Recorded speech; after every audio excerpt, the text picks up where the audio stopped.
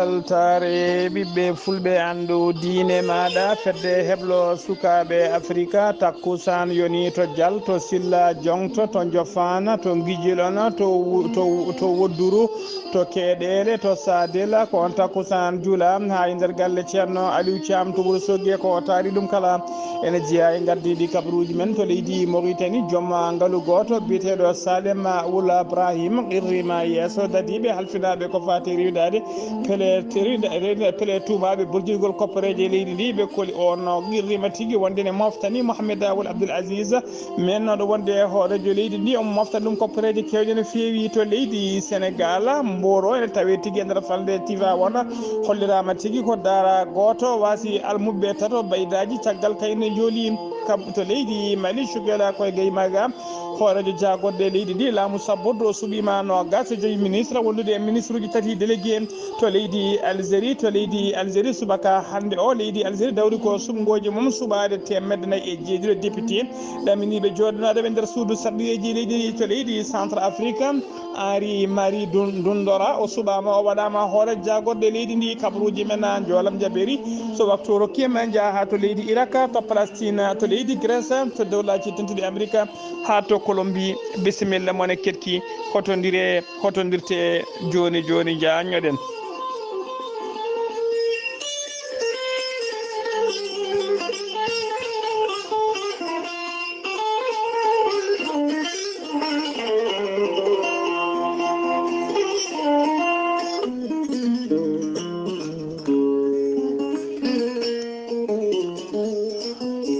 Ceerno Djiby Sy ko wittiyanke ko safriyanke safruji fina tawa.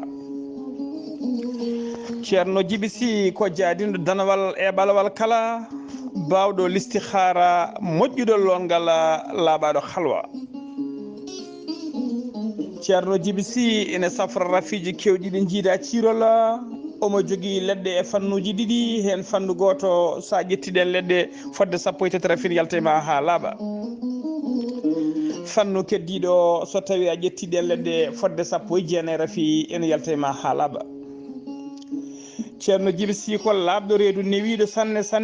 so yennama ka miskinallo safruma ha mbiya wen tawa haydara yoɓani so wona noon wonduɓe rafiji ɗiɗi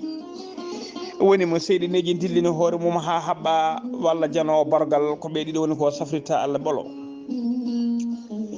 Ceerno Djiby Sy ene tawe base makko mawɗo tawate ko nder wuuro men Nouakchott lamorgo leydi Mauritanie to leegal bitegal Nektet numéro makko ko goto mbatta ko 47 22 80 84 omo jogui kadi base makko to Nioro nder leydi Mali tawate toon ko miñi ko ene wiya Samba Sy on numéro mum ko 90 22 94 71. Ceerno Djiby Sy ne wiya dendagal ɓen yiɗɓe waɗnede listihara moni fof yo rokku inde mum e inde nene mum o haalanma haala ma ha cikka mataw ko nder ɓerde ma o hooɗi.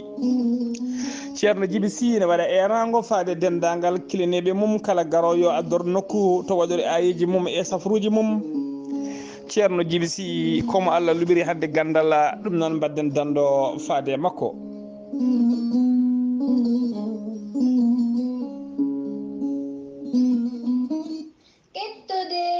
Kabaruji mon e demgal pulaar Afrique, Asie, Europe, Amérique, Moyen-Orient, Océanie. Jam ñalle moon musidɓe tedduɓe eɗen gone hoore bira 12 lewru korse hitade ujunnaji 2021 kabaruji men e ɗemgal pular ɗo e haalirde he ko musidɗo moon sehil moon Ghali Abouba to karallagal to ko miñi men sehil men Saydou Abouba hono no mbirde gartiɗi kabaruji men to leydi Mauritanie Sidi Wul Zahaf ko jagoɗɗo leydi ndi kalfinaɗo ko fate cellal ade kañum e gollidiɓe mum ɓe kolliri tigui aljuma hanki o nder jokoli leydi Mauritanie kala ko ujunere 4 capanɗe jeegom e yimɓe tato capanɗe jeegom e yimɓe jeeɗiɗo kañumen gona holkisanoɓe e nder holkiso he noon capanɗe nayo e jeegom tawama e jaati ko fiɗaɓe mborosa coronavirus o ɗum noon koto butel mbiɗi ko neɗɗo goto to leegal bitengal kera médecin ko neɗɗo goto to wuuro witen kera médecin neɗɗo goto attar ko yimɓe joyo Nouadhibou ko yimɓe joyo to wiyete Moujéria ko neɗɗo goto to wiyete Tig Jigsa ko neɗɗo goto Sehil Babi ko yimɓe ɗiɗo Biram Mougrina ko neɗɗo goto Zoyrat ko yimɓe tato Liksar ko neɗɗo goto Seb Barham ko neɗɗo goto Tafrak Zena ko yimɓe jeetato Dar Naim ko yimɓe ɗiɗo Tayyaret ko neɗɗo goto Toujinena yimɓe ɗiɗo Arafat ko yimɓe joyo Riyat ko yimɓe ɗiɗo e nder ɓe cellaɗo ɓe kadi hen capantato e jeetato kepti cellal men paati galleji men neɗɗo goto hawri ladial ha joni ko leydi Mauritanie keddoɗen aljuma hanki 1 lewru korso hitande ujunnaji ɗiɗi e nogas goski biyetenoɗo Vadimetou Mintou Zeyraba comme nene mum Mohamed Wal Abdel Aziz mennoɗo wonde holoji leydi ndi goski makko juulama hanki to juma mawka witeka Juma Ibnu Abbas e tawteka nder centre ville mo Nouakchott teskama noon yimɓe hewɓe notitima e juulal he guila kay jeeyaɓe e famille e hela Zereybe e witeɓe e hela Eliya Kalam notitima hen wondude e sehilaɓe kanko Mohamed Awul Abdoul Aziz notitima tigui e juulal ngal caggal goskide juulal noon ki wirnoya tigui ɓe nawi koto wiyete Inchiri e nder région mo Inchiri ko toon ki wirnoya ha joni kabaruji men e ɗemgal Pulaar jagorɗe ɗiɗi Mauritanie naɓe ɓe ndewina ɓe ummima to Nouakchott ɓe jaabini leydi Koyta notoya toon bismago naɗɗanaɓe sehilaɓe mabɓe ɓen goni ministre des affaires étrangères e leydi Mauritanie wondude e ministre des finances ɓen goni Ismaïla Wul Cheikh Ahmed wondude e Mahmoud Wul Dehbi ɓeɗo ɗiɗo noon ko subaka hanki o hollano ñande aljuma hanki o subaka ɓe ummi tigui Nouakchott ɓe jaɓani notoyade bismago jagorɗe leydi Koyta noddiɓe toon ha joni kabaruji men e ɗemgal Pulaar jayde Moursaline holliri tigui wonde joomgalu goto Mauritanie naji woni homme d'affaires tawateɗo e nder tawateɗo e oɗo saaha joni e juurde police halfinaɓe ko fate rewidade pele ɓen tumaɓe kay bordingol koppereje leydi e nder leydi hen ɓe kolliri tigui on noon biyeteɗo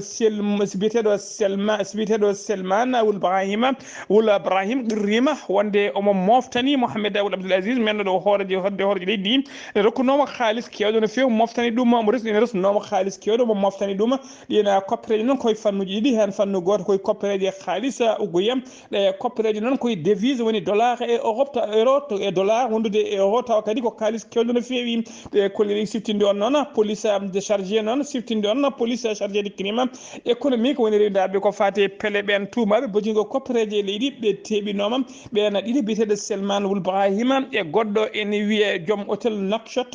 biyeteɗo Mohamed Abdallah Ahmed Baba ɓen ɗiɗo noon oɗo saaha joni ko cakkitiɓe nanggueɗen ene tawe juuɗe dadiɓe halfinaɓe ko fate rewidade ɓeɗon pele tumaɓe kay bojingol koppereje laamu teskama noon e kala saaha kala kay joom dafiruji ɓe nangguno kala joom jaaɓi kay yaltinde ɗen koppereje wawi kay yo heftude e ɗen koppereje ha mbawa wanjo yeede e boña biyeteɗo CDD woni caisse de dépôt de développement ɓe kewi woppide joomum saabu men ko joomum waɗi coopéré caliɗo kala noon ɓe kewi ko fawde mum junggo ha joni kabaruji men e ɗemgal Pulaar seɗo mbima to leydi Mauritanie koto ha joni kabaruji men e ɗemgal Pulaar seɗo mbima to leydi Mauritanie koto leydi Sénégal paɗen to leydi Sénégal accident musɗo waɗi aljuma hanki o subaka e dow lawol to lawol weeli gara e dow lawol mbiyata route nationale numéro 6 accident o noon waɗi ko sanga 6 heures subaka accident o waɗi mayɓe ɗiɗo e barmuɓe nayo mayɓe ɗiɗo e barmuɓe nayo ko bus goto ummi banoɗo weeli gara ko kañuma felɓodiri e auto goto transport mo hinde 7 place panoɗo Tambacounda accident o waɗi ko sara to wiyete Dodane tawateɗo e nder nokku to wiyete Sinthiang Chérif nan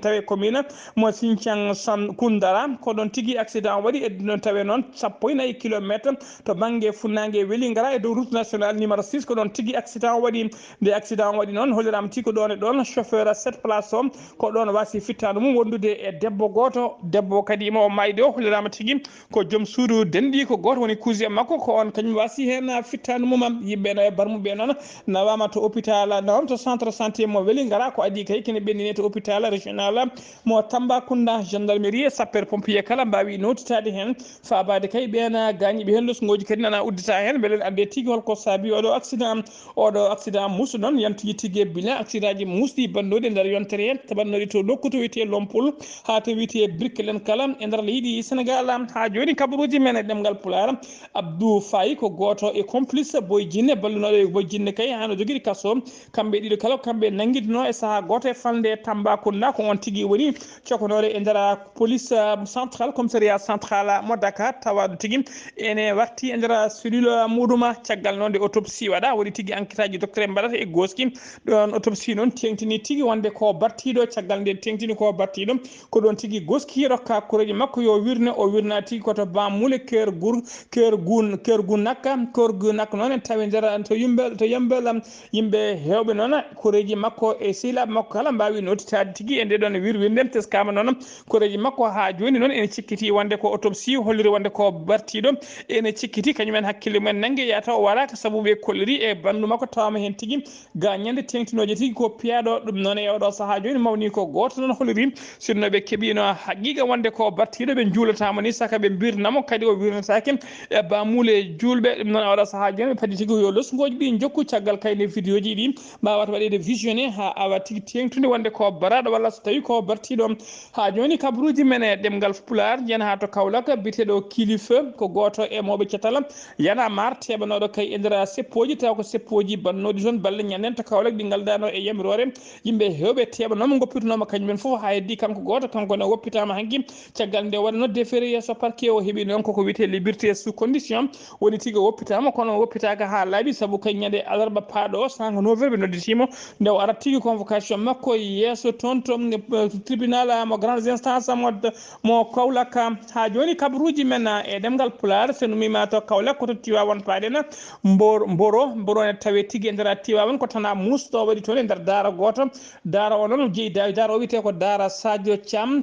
noon taweteɗo e nder legal Massamba ko pittali nayyi woni baydaji nayyi tokosi caggal kay kañumen mbasi toon pittali mumen taw ko yolayru ko yanoɓe lotiyade ko jooli tigui koye maayo hollirama tigui goskiji hen tato jiitama e ballal kay koni koɓe faabu e gendarme aɓe tawateɓe toon ko sanga 15h ɓe jooli goskiji tati jiitama nayaɓo o noon ha e oɗo saaha joni goski mum suwata o yitede ha joni ko leydi Sénégal keddoren sagata Sénégal naji goto guuɗo nder leydi Espagne mo duuɓi 49 fiyama toon piggal musgal no fewi tawa kadi ko yimɓe joyo jigguimo piimo e nder galle piir ala ko firma kadi so wona ko fati leñam leƴƴi mago woni rasnoyagal o fiiran ɗon ko caggal kayde sagata goto tawi mo namdima noon so tawi ko golle o yiiloto wimo aha nayimo ha to galle mum tawi toon sagataɓe joyo ɓe piimo piggal musgal no fewi e to wuuro witengo e leyda noon tawetiri e nder fande Catalogne ko toon tigui ɗum mo tawa wuuro ngo tawete ko aljuma ko ñande aljuma hanki o noon haala ka yalti maire o noon nde tini maire nde o tini ɗum noon holliri hen mettere mum mawde no fewi o namdima kadi nde losgoji jaji mbaɗete hen beele gueɗe balɗe ni hamtude natta ha laaɓa e nder commune mo ardi o holliri noon o jaɓata gueɗe balɗe ni kanko maire o ne mbaɗa nder commune makko ha joni kabaruji men e ɗemgal Pulaar to leydi Sénégal ha joni Abdoulaye Diouf Sarr ko jagoɗɗo leydi ndi kalfinaɗo ko fate calal aade kañum e gollidiɓe moom ɓe mbaɗi noɓe kewadde kala subaka so hollide kay ko fate bulletin de santé leydi Sénégal ko fate mboroso coronavirus ɓe kolliri tigui nder waktuji nogas nayyi cakkatiɗi ɗi ko ujunere temedde jeenayyi capanɗe jeetato e nayyo neɗɗo kolkisa e nder holkiso he noon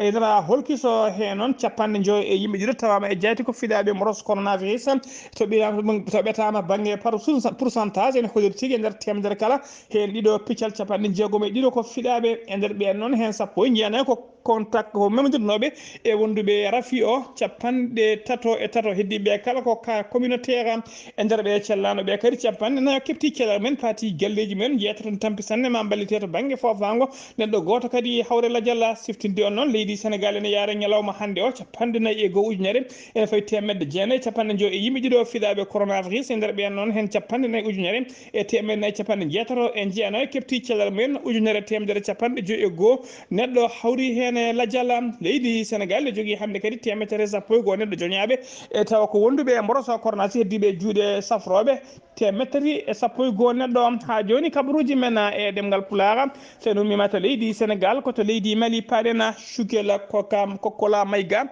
ko hoore jagoɗɗo laamu sabboru keso cuɓaɗo e oɗo saaha joni kankone o suuɓima nogas joyyi o suuɓima gouvernement makko noon ko nogas joyyi jagogal woni ministre wondude e ministre uji tati délégué ɓen goni hono ministre tawi ko ministre de la défense et des anciens combattants woni jagogal kalfinagal gueɗe nder leydi o jagogal kalfinagal faten nden kay kisal leydi o cuuɓi ko biteɗo colonel Sadio Camara on paami tigui ala to wonno arti ala to yano arti to wonno saabu kay ko on wonno e poste ko adi kay ko laamu ne derguite o ittano e poste o arti tigui e poste makko so tawi ko ministre de la justice noon et des droits de l'homme ko biteɗo Mamadou Kassoungué so tawi ko ministre de la refondation de l'état ko biteɗo Ibrahima Ikassa Ibrahima Ikassa Maïga ministre de l'administration territoriale et de la décentralisation ko lieutenant-colonel Abdoulaye Maïga ministre de la sécurité et de protection civile ko colonel major Daoud Ali Mohamedine so tawi ko ministre de réconciliation et de la paix ko colonel major Ismaïla Wagui so tawi ko ministre des transports et des infrastructures ko madame Dembélé Madina Sikoso so tawi ko ministre des affaires étrangères ko Abdoulaye Diop so tawi ko ministre de l'économie et des finances ko biteɗo Al-Husseini Sano ministre de l'éducation nationale ko biteɗo Sidibé Dedou Ousmane so tawi ko ministre de l'enseignement supérieur woni kalfinaɗo ko fate jangde tonde ko Amadou Keita so tawi ko ministre des mines et de l'énergie ko biteɗo Lemina Seydou Touré so tawi noon ko ministre de la santé woni jaago kalfinaɗo ko fate cellal aade ko madame Djeminatou Sangaré so tawi noon ko ministre du travail et des fonctions publiques ko madame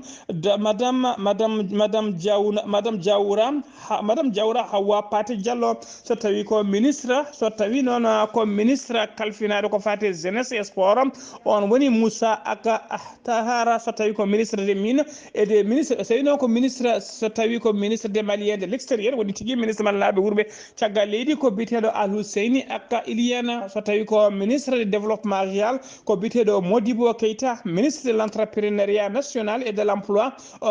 et de formation professionnelle ko biteɗo Bakary Doumbia so tawi ko ministre de la promotion de la femme de l'enfant et de la famille ko biteɗo madame Wadjidji Founé Koulibaly so tawi ko ministre de l'industrie et du commerce ko Mohamed Ould Mohamed so tawi ko ministre de l'habitat de l'urbanisme ko Brahima Kamena so tawi noon ko ministre de l'environnement ko biteɗo Modibo Koné so tawi ko ministre de la communication ko Harouna Mamadou Touré so tawi ko ministre de culture et d'artisanat et du tourisme on ko biteɗo Andoguli Guindo so tawi ko ministre des affaires religieuses du culte woni kalfinaɗo ko fate dini e aadaji ko Mamadou Koné so tawi ko ministre délégué auprès du ministre chargé de réforme politique ko Fatimata Sékou Diko so tawi ko ministre délégué auprès du ministre de la santé ko Oumarou Dia so tawi ko ministre délégué auprès du ministre du développement rural chargé de l'élevage et de la pêche ko biteɗo Yubba Ba en paami tigui en teska tigui e oɗo nder oɗon gouvernement question mom communautaire uji keeɓi postoji taw ko postoji kele woni postoji ɓurɗi gardude e oɗo saaha joni postoji jeeɗiɗi taw ko ɓurɗi gardude e oɗo saaha e nder oɗo gouvernement on paami tigui ko juuɗe dadiɓe woni militaire uji woni ko wayno défense e ko wayno sécurité ko wayno réconciliation nationale e postoji kewɗi goɗɗi so tawi ko colonel Sadio Camara kañum ittano tigui e remanima Mokhtar wanno ko adi kene ko saabino kudeta mum ko on kadi arti e oɗo saaha joni e poste mum on paami gouvernement ko no gas joyi ministre wondude e ministre uji tati délégué ha joni kabaruji men e ɗemgal Pulaar to leydi Mali halfinaɓe haɓade drogue e gueɗe baɗe noon nder leydi Mali ɓe koliri tigui caggal ɓe manno danggoɓe saisi record woni nanggol paydingol no foyi neɓe teɓino 5 tonnes de drogue ñande no gas jeenayyi e capantati lewru mayni ndu ɓe kolliri e oɗo saaha joni ɓe teeɓi ko sagata gorko goto taw kadi ko franco malien woni malinaji taw jogui kayitaji français jeeyi on noon jaro duuɓi 35 on ne teɓama omo jogui 19 millions 850 mille e wondude 1,40 kilo taw ko drogue mo hinde cannabis o wiyete noon ko Bamba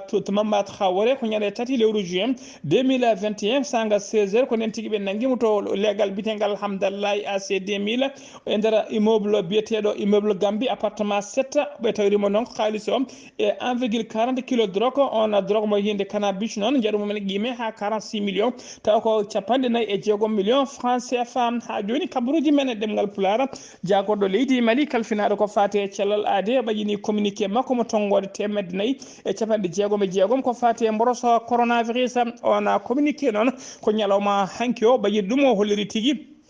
caggal kayne 196 neɗɗo kolki sa tumanoɓe yataw gondani e coronavirus ko hen jeeɗiɗ tawa e jaati ko fiɗaɓe mborosom e nder ɓe cellani ɓe kadi ɗiɗo kepti cellal men ɗiɗo kadi kawre ladial ɓe cellani ɓe noon heɓe cellani kadi leydi Mali ne jogui yimɓe jeeɗiɗo taw ko antirɓe e nder cuuɗi cafriɗɗi wonduɓe mboroso coronavirus e nder ɓen jeeɗiɗo hen joyen tampisanne ma ballitede banggue fofango eɓe jogui kadi 146 neɗɗo wonduɓe coronavirus ɓen noon keɓata safruji mumen ko ndara galleji mumen jeeɗiɗo tawraɓe corona noon mofti ko neɗɗo goto to wiyete Ñamfonke ko neɗɗo goto to wiyete commune de mo Bamako ko yimɓe tato commune 5 mabbo commune 6 mo Bamako taw ko yimɓe ɗiɗo tawama toon Mali noon ñalawma hande ɓe jaare 14,90 mo neɗɗo winditiɓe doggol coronavirus hen ujunnaje jeenayyi e temedde jeenayyi tata kefti celal mumen hano hannirta ni temedde jeenayyi tata kawrino hen e ladial e ñalawma hande o kadi ɓe jogui temedere capanɗe jeeɗiɗo mo neɗɗo taw ko joñaɓe ne paadi holkiso mumen ha joni kabaruji men e ɗemgal pulaar sen umima to leydi Mali koto leydi Algérie paadena leydi Algérie noon ko subaka hande o ɓe dawri tigui sumgoji mabɓe subade kay temedde 4 e jeeɗiɗo taw ko sarɗiyanke ɗam yiiɗo joɗanade leydi ndi e suudu sarɗiyeji ko nogas e nayyi million innama aadi électeur kañumen nodda yo gar cuɓoɗina sumgoji ɗon bureau ɗi udditi tigui guila 8 h subaka e ɓene tigui sumgoji mabɓe ha joni kabaruji men e ɗemgal pulaar sen umima to leydi Algérie koto Centrafrique paɗen Faustin Arche Angel Toedara ko hoorejo leydi Centrafrique o suuɓima guila jamma kikiɗe aljuma hanki o suuɓima biyeteɗo Henri Marie Dondora o suuɓima o waɗima hoore jagode leydi ndi ɗum noon ko caggal kayde Faustin ɗum noon ko caggal kayde nde biyeteɗo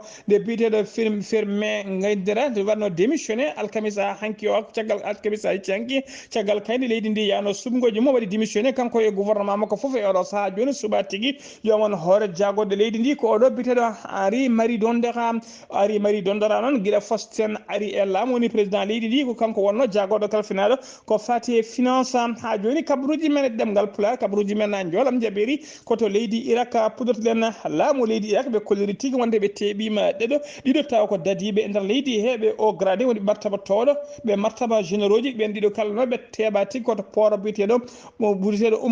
Qasra ɓe tuma noon koko fati e muñari sen umima to leydi Irak koto leydi Palestine paɗen to nokku to wiyete Cisjordanie ko debbo goto joguitoɗo labbi e nder poste o goto taw ko poste tawateɗo to wiyete Qalandiya ko hakkude Jérusalem hakkude mum e Cisjordanie ko ɗon tigui o yo fittade makko itta caggal kayde dardiɓe leydi Israël kolli tigui omo jogui labbi namdimo de joguinta labbi ki o saaɗi ko ɗon joore makko kuure condi to leydi Grèce paɗen Afghanistan ɓe nayo e nder leydi Grèce tumanoɓe kay ko kañumen caabino ha cuumu kan taw ko kam ɓeɗon ɗanniyankoɓe namdotoɓe kayitaji kamumen tawateɗo e nder leydi Grèce ka ɓurɗo mawnude bannoɗo fadde ujunnaje 10 innama ade on ka noon ɓe cumno ɗum tigui duppo sumano tigui koye lewru septembre 2020 ɓen Pakistan ɓen noon Afghanistan naɓe nayo tumaɓe kañumen cuumi on ka ɓe ñaawa monemaɓe kala taƴoɗama duuɓi 10 ene lelo e kaso koto dowlaji denduɗi Amérique paɗen to nokku biteɗo Austin ene tawe tigui e nder falde Texas e nder dowlaji tentuɗi Amérique toonne ko pellodiral waɗi toon hanki woni fusillade hollirama tigui fodde ko ɗum waɗi ko sanga 1 heure jamma hay neɗɗo goto wasani hen fittade mum kono noon waɗi 13 neɗɗo o gañiɓe hen pelluɗo o noon walla felluɓe ha waɗa saaha joni ko ronkoɓe yitede koye lesgoji jaaƴi wona koto leydi Colombie paɗen e nder Colombie noon commune goto woni mini charbon kañuma fetti toon fettande musde no fewi ko famli kala yimɓe ɗiɗo mbasi hen pittali men yimɓe jeeɗiɗo worɓe mbarmi hen ɗum waɗi koto nokku biteɗo Socham en tawe tigui e nder central leydi ndi musidɓe tedduɓe gasi ha laaɓi ɗum ɗo wonno komin tonga noon kabaruji men e ɗemgal pulaar ɗo e haalirde he ko musidɗo moon Seydou Mono Ghali Abouba to karallagal to ko Saydou Abouba ɓerki malaki jaam yo jaam Allah jogomi jogo on.